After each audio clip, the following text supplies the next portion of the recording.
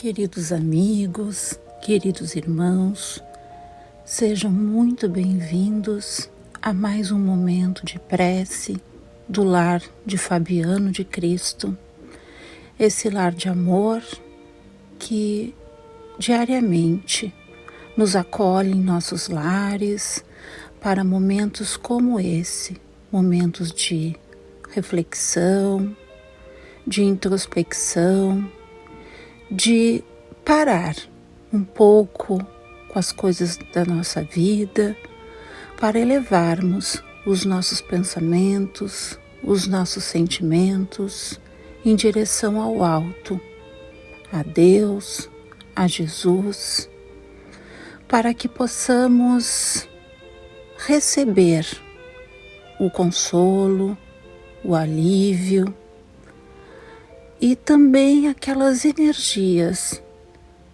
de paz, de refazimento, de que tanto necessitamos. E na tarde de hoje, nossa reflexão será baseada no livro da Esperança, escrito por Emmanuel através de Chico Xavier. E o capítulo de hoje é o capítulo 17, que tem como título Supercultura.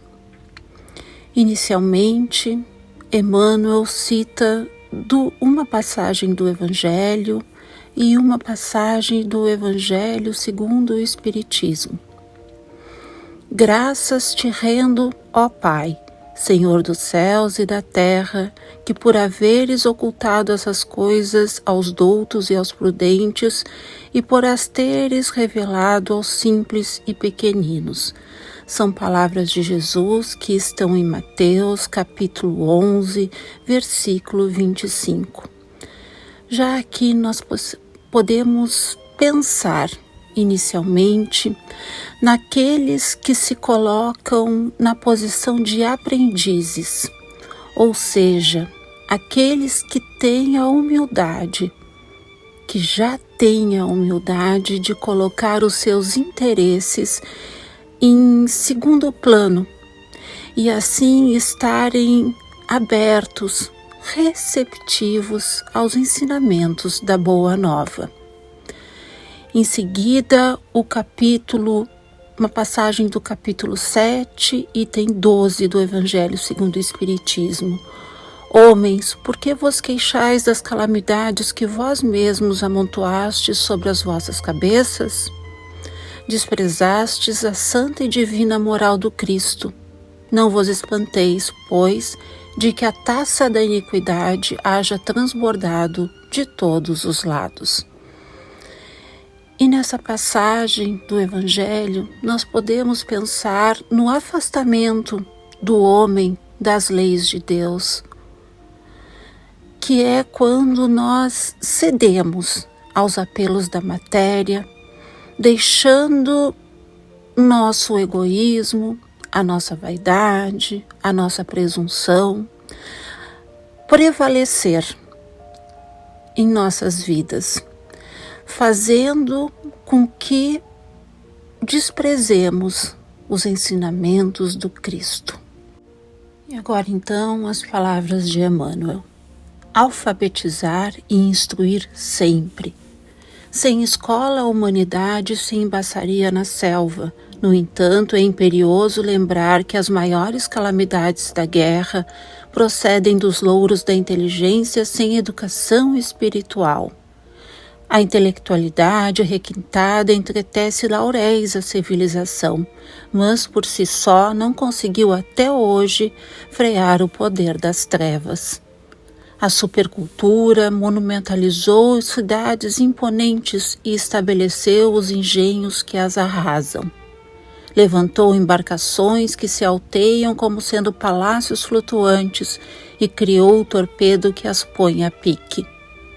Estruturou asas metálicas poderosas que em tempo breve transportam o homem através de todos os continentes e aprumou o bombardeiro que lhe destrói a casa.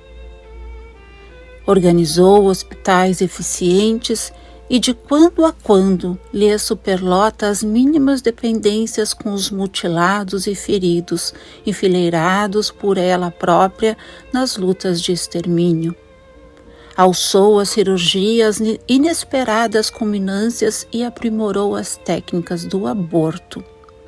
E ainda agora realiza incursões a pleno espaço nos albores da astronáutica e examina do alto os processos mais seguros de efetuar aniquilamentos em massa pelo foguete balístico.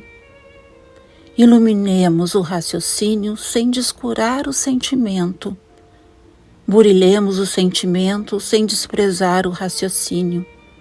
O Espiritismo, restaurando o cristianismo, é a universidade da alma. Nesse sentido, vale recordar que Jesus, o Mestre por excelência, nos ensinou acima de tudo a viver construindo para o bem e para a verdade, como a nos dizer que a chama da cabeça não derrama a luz da felicidade sem o óleo do coração. Meus irmãos, então neste capítulo, Emmanuel nos alerta para a gravidade das nossas atitudes enquanto coletividade, que já alcançamos relativa evolução no âmbito intelectual, mas não no campo dos sentimentos nobres.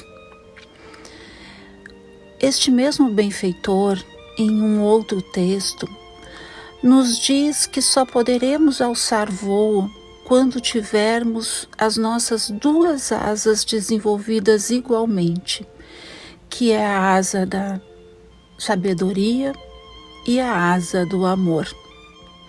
Nas últimas décadas, o avanço tecnológico tem sido imenso, possibilitando melhor qualidade de vida, a cura de inúmeras doenças, facilidade de comunicação, de locomoção. Então, o conhecimento é muito importante. Porém, sem a asa do amor, podemos deixar e deixamos que a vaidade, o egoísmo e a ganância façam com que o uso desse conhecimento seja usado para ações menos dignas, como fabricação de arma, para as guerras, para a propagação do mal e da maledicência pelas redes sociais, entre outras. Nosso querido codificador, Allan Kardec, chama a atenção no Livro dos Espíritos quanto à importância da educação, não apenas daquela educação que nos traz o conhecimento intelectual, mas principalmente aquela que forma homens de bem, que é a educação moral. E ainda que lembramos da nossa doutrina espírita enquanto o Consolador prometido por Jesus, onde somos convidados, através do entendimento, a nos reconectarmos com Deus através do Divino Mestre.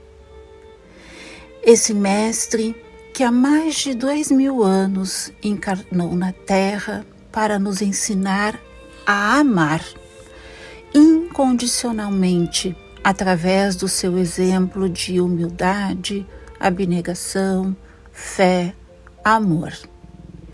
Sigamos em frente com Jesus, meus amigos, o médico das nossas almas, procurando sempre através do autoconhecimento a transformação dos nossos vícios morais em virtudes que nos ajudarão a desenvolver a asa do amor, ou então nos educar moralmente, como dizia Allan Kardec.